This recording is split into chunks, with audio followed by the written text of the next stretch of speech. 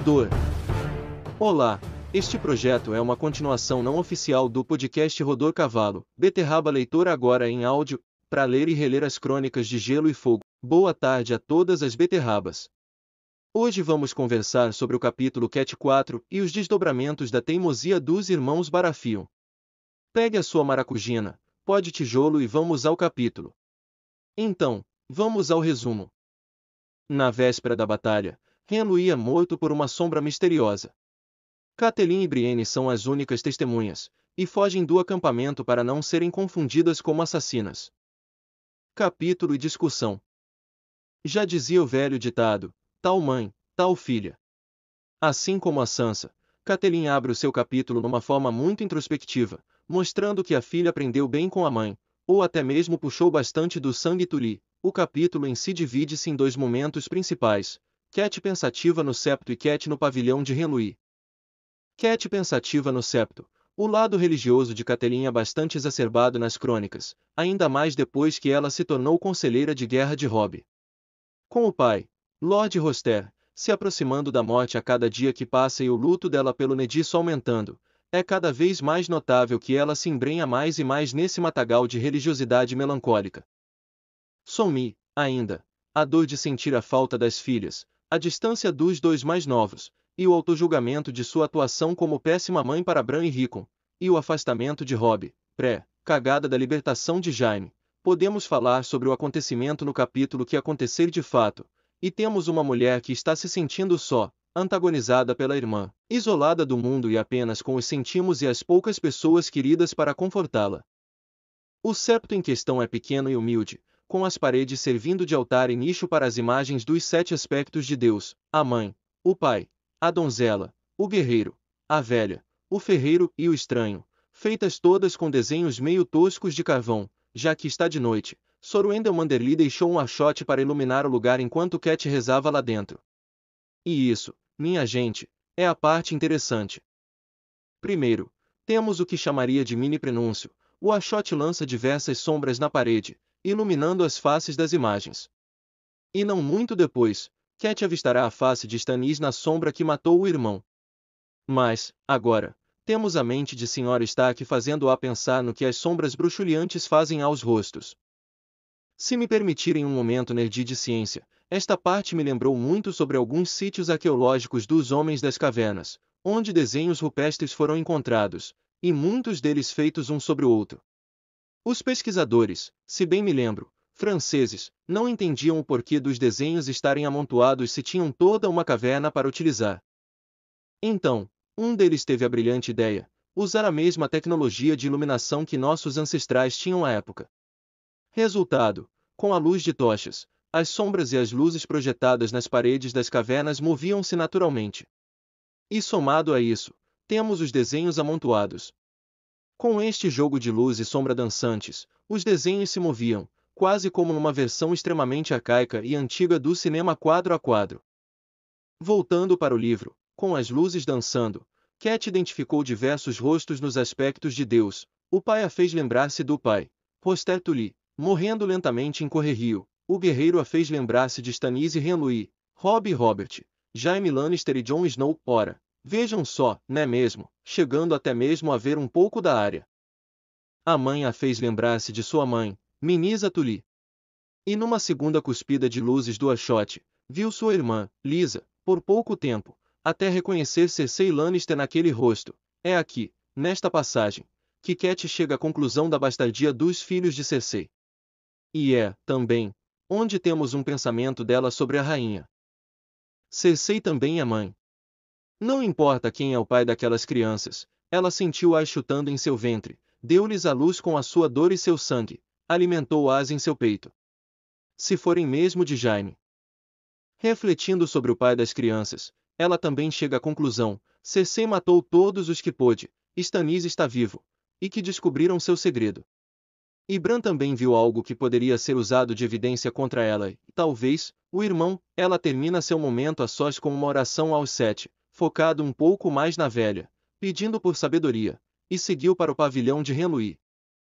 No caminho até o pavilhão, ela é escoltada por Sorobar Royce, o Vermelho, passando pelo acampamento das forças do autodeclarado rei. A descrição toda é muito poética, como esperado dos capítulos dela, mas uma passagem me chamou a atenção. Ela diz: as longas fileiras de homens e cavalos estavam cobertas por uma armadura de escuridão, um exército cinzento, pensou Catelyn. Homens cinzentos sobre cavalos cinzentos, sob bandeiras cinzentas, mas Catelyn via tochas movendo-se pelo campo onde Lord Stannis montara o acampamento. Em meu entendimento, esta é a visão de uma pessoa que não vê mais a vida como era antes. Ela está enlutada pela morte do marido, e ainda por cima temos todos os cavaleiros jovens que compõem as hostes de Renly se preparando para morrer. Particularmente, neste ponto em específico, o sentimento me faz lembrar das angústias dela quanto à segurança de Robb. Nem mesmo a visão de uma luz em meio às trevas era bom presságio, para ela e para nós, que já lemos a obra. Cat no pavilhão de Renly, essa segunda parte, embora importante, é razoavelmente curta quando comparada à anterior e à terceira parte, as consequências do assassinato de Renly. Cat estava sendo escoltada como dito acima, já perto do pavilhão. Vemos que o interior está bastante iluminado, lançando luzes verdes nos dois cavaleiros da guarda arco-íris de Renly, Sor Parmen Crane, o roxo, e Sor Emoncui, o amarelo. Entrando, Cat pede por uma conversa com Renly usando o tratamento de Vossa Graça pela primeira vez, para tentar fazê-lo prestar atenção nela, mas para variar, os sonhos de Ícaro dele falam mais alto. Ele está sendo armado por Brienne, a Azul, enquanto conversa sobre as táticas da batalha vindoura com Lord Matisse Rowan e Lord Randil Tarly, #PaiLixo. Lord Rowan deseja que Renly atacasse quanto antes, para que as forças de Stannis não tivessem como se defender. Renly rebate alegando aquela honra em combate por conta dos protocolos de luta, blá blá blá, aquela chatice suprema relacionada ao jeito cavaleiresco de se fazer uma guerra como isso cansa às vezes. A razão para este pedido se dá pela disposição dos acampamentos, entre Ponta Tempestade, leste, e o acampamento de Renly, oeste, está o acampamento de Stannis, que justamente marcou com o irmão a primeira luz da aurora. Isso, segundo Lord Rowan, dará uma vantagem ao Baratheon mais velho, deixando os meio cegos às forças de Stannis. Renly, descrente do sucesso do irmão, diz que será só no começo. Sor Loras, senhor comandante da guarda arco-íris, levará o caos às forças de Stannis. Lord Tarly pergunta se Stannis se renderia. Lord Rowan e Renly respondem com um aham, tá, o teimoso do Stannis se rendendo. E eu sou um Targaryen. Vai sonhando. Antes de dar a devida atenção para Catelyn, logo antes da saída dos dois lords, Renly pede que avisem, aos demais, duas coisas: se Stannis morrer, que seu cadáver não seja violado, os dois ainda são parentes de mesmo sangue, e caso Sor Barristan Selmy esteja entre as fileiras do Stannis, algo que Renly crê piamente, que ele seja poupado. Finalmente, ele começa a conversar com Cat. Ela conta que Bran sofreu uma tentativa de assassinato por, muito provavelmente quase que com certeza, ter apanhado Cersei e Jaime em incesto, logo emendando uma súplica para que ela mesma vá até os homens de Stannis e tentar falar com ele. Nossa, como eu senti pena da Cat nesse momento. Renly não acredita muito, mas Cat diz que fará Robb por a coroa de lado para ele e os irmãos Baratheon invoquem um grande conselho como os de 101, 136 e 233 depois da conquista. Só lembrando, um grande conselho é uma assembleia de todas as casas nobres de Westeros. Algo assim acontece por conta de assuntos muito importantes para ser simplesmente conversado por meio de visitas e cartas, ou apenas pelo pequeno conselho. O primeiro e mais notório foi o de 101 depois da conquista, quando a crise sucessória dos Targaryen se fez presente. O escolhido a sentar-se no trono de ferro foi Viserys I, e que resultou na Dança dos Dragões. O de 136 desse foi feito por conta da regência do pequeno conselho enquanto Aegon III não era maior de idade e 3 conselheiros morreram ao mesmo tempo. E o de 233 desse foi outro conselho relacionado a uma crise sucessória, desta vez colocando Aegon Egui V Targaryen no trono de ferro. Mais para frente, num dos capítulos do Jaime, veremos um flashback rápido dele conversando com Rhaegar em 283 desse, quando, já mergulhados na rebelião do Hobbit, ele foi para o Tridente, na futuramente conhecida Batalha do Tridente, e prometeu a Jaime que assim que retornasse, invocaria um grande conselho. A fim de curiosidade cronológica, este grande conselho sugerido por Cat seria pelo menos arquitetado em 298 DC. E novamente, Os desejos de liderança de Henry trouxeram uma resposta arrogante junto da risada. Não, sério. Que vontade de chutar esse cretino. Cat faz uma última tentativa de súplica. Mas é nessa hora que a sombra encosto do capeta aparece e mata Henry, bem quando Brienne afivelava o seu cinto com espada e punhal embainhados. Assim, dizendo apenas frio, Henry começa a se afogar no próprio sangue, enquanto Brienne o toma em seus braços, gritando em desespero pelo rei que tanto amou morrer diante de si. Catelyn viu a dita sombra e se perguntou se era mesmo a face de Stannis nela. O caos começa a instaurar-se no pavilhão de Henry. Momento extra. Pernas pra que te quero. Bem, como esperado, com a morte de Henry, começa o final tenso do capítulo. Brienne, que era sabido ser a pessoa que amava Henry, estava rapidamente se tornando a culpada por motivos de "tava com ele, foi ela", entraram na tenda Sorrobar Royce, Soremoncui e outros dois aleatórios sem nome. Soremon começa a esbravejar como um personagem escrito pelo Machado de Assis. Sorrobar não acredita no que vê, e começa a pancadaria. Brienne mostra que sabe lutar muito bem, lidando com Soremon e os dois sem nome. Quando Sorrobar ia começar a agir, Cat finalmente acha sua voz e fala o que estava pensando. Roubar, não, escute. Catelyn o agarrou pelo braço.